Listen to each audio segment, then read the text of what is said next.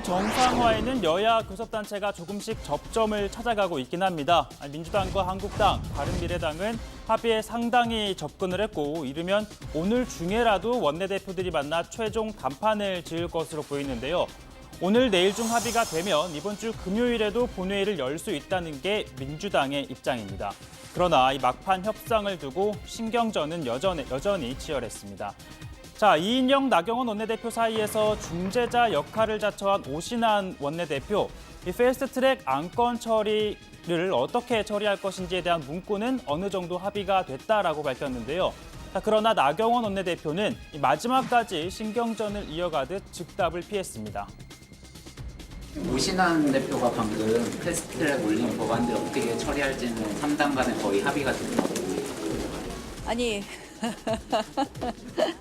이 철회하라는 게 우리의 주장이었고 철회하지 않으면 철회에 준하는 그런 효과가 나오는 철회에 준하는 우리 법안 처리에 대한 의지와 태도를 표명하라는 것이 저희의 입장입니다. 그래서 자, 애둘러 설명했지만 이 나경원 원내대표의 말은 패스트트랙 법안 처리에 합의를 하긴 할 건데 패스트트랙 지정을 철회하는 내용이어야 한다는 겁니다. 과연 이게 합의가 될지는 의문인데요. 자, 그렇다면 이인영 원내대표의 입장은 어떨까요? 당초 패스트트랙 철회하라는 건 협상의 기본이 아니라고 했었는데 특히 한국당이 추경안 심사를 거부하고 있는 데 대해서는 또 이렇게 말합니다. 추경은 지금으로서 세계 경제 위기에 따른 한국 경제 침체에 선제적으로 대응할 수 있는 최선의 방어 수단이라고 저는 확신합니다. 최선을 다하려는 정부 여당에 자유한국당은 재를 뿌리지 말아야 합니다. 더 이상 발목 잡아서는 안 됩니다. 자, 그리고 오신환 원내대표는 패스트트랙 문제가 아닌 또 다른 이슈를 거론하거나 또 문제 삼아서는 안 된다며 민주당 그리고 한국당을 향해 일제히 경고장을 날렸는데요. 자, 새로운 쟁점이 등장하면 협상이 지지부진해지고 오히려 걸림돌이 될 수 있다는 겁니다. 그래서 먼저 자유한국당에 제안합니다. 정개특위와 사개특위 연장 문제는 별도 안건으로 추후 다시 논의하는 것이 바람직합니다. 민주당에게도 제안합니다. 여야 간사들 합의도 없이 중구난방으로 상임위를 열었다 닫았다 하는 행동을 즉각 중단하기 바랍니다. 자, 세 사람 합의에 근접했다고는 하지만 당장 이렇게 날선 발언들을 주고받는 걸 봐서는 이 합의에 이르려면 한참은 남은 것 같기도 합니다. 자, 이렇게 파행을 거듭하는 국회를 바라보는 국민들의 시선 따갑죠. 자, 이참에 일하지 않거나 무능한 국회의원들은 국민이 소환해 이 투표로 의원직을 박탈해야 한다는 목소리가 커지고 있습니다. 이 관련한 청와대 국민청원은 이미 20만 명을 넘어선 상황이고요. 자, 국회엔 또 관련법이 제출이 되어 있고 민주평화당도 당론으로 국회의원 소환제를 제출하겠다라고 밝혔습니다. 자, 일하지 않는 국회, 싸우는 국회를 보다 못한 국민들 이미 한국당과 민주당을 해산해달라고 청원을 냈죠.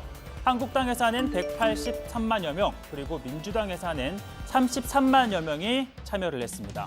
자, 청와대가 이에 대한 답변을 내놨습니다. 강기정 정무수석, 헌법과 판례에 따르면 정당의 목적과 활동이 민주적 기본 질서에 위배가 되고 또 구체적으로는 실질적인 해악을 끼칠 수 있는 위험을 초래할 경우에 이 정당을 해산할 수 있다고 했는데요. 자, 민주당과 한국당이 여기에 해당하는지에 대해서는 판단하진 않았지만 일하지 않는 국회에 대해서는 이렇게 비판했습니다. 지난 4월 임시국회에서 통과된 법안은 한 건도 없습니다. 추경안은 48일째 심사조차 못하고 있습니다. 국회에는 민생 입법 과제가 많이 쌓여 있습니다. 패스트트랙 지정 과정에서 국민들께 큰 실망을 줬던 것, 큰 아픔을 줬던 것도 사실입니다. 자, 다만 청와대는 정부가 가진 정당 해산 청구권이 민주주의를 지키기 위한 제도이긴 하지만 만일 정부가 이 정당 해산을 청구한다면 오히려 갈등을 더 키울 수 있다는 점을 우려했습니다. 우리 사회의 갈등을 키우고 정당 정치가 뿌리 내리는데 걸림돌로 작용할 가능성도 동시에 있다는 점입니다. 그래서 정당에 대한 평가는 주권자인 국민의 몫으로 돌리는 것이 더 옳다는 생각에 도달하게 됐습니다. 자, 이와 더불어 청와대는요, 역시나 답변 기준인 참가자 20만 명을 넘긴 또 다른 청원에 대한 답변도 내놨는데요. 자, 청원인은 이 발언이 내란죄에 해당한다며 처벌을 요구했습니다. 4대 강보 해체를 위한 다이너마이트를 빼앗아서 문재인 청와대를 폭파시켜버렸습니다, 여러분. 자, 청와대는 우선 혐오 표현 그리고 막말은 정치, 사회적 갈등으로 이어지고 국민들께 상처를 드린다는 점을 생각해야 한다라고 밝혔는데요. 자, 그러면서 어떠한 경우 내란죄로 처벌할 수 있는지를 설명했고 역시나 김무성 의원의 이 발언에 대한 판단 자체는 내리지 않았습니다. 국토를 참전하거나 국헌을 문란할 목적으로 폭동을 한 경우를 내란죄로 규정하고 있습니다. 김무성 의원이 이런 목적으로 발언했다고 믿고 싶지는 않습니다. 스스로 성찰이 우선돼야 하고 국회, 정당 차원의 제도적 뒷받침도 적극적으로 해나가 주셨으면 하는 마음입니다.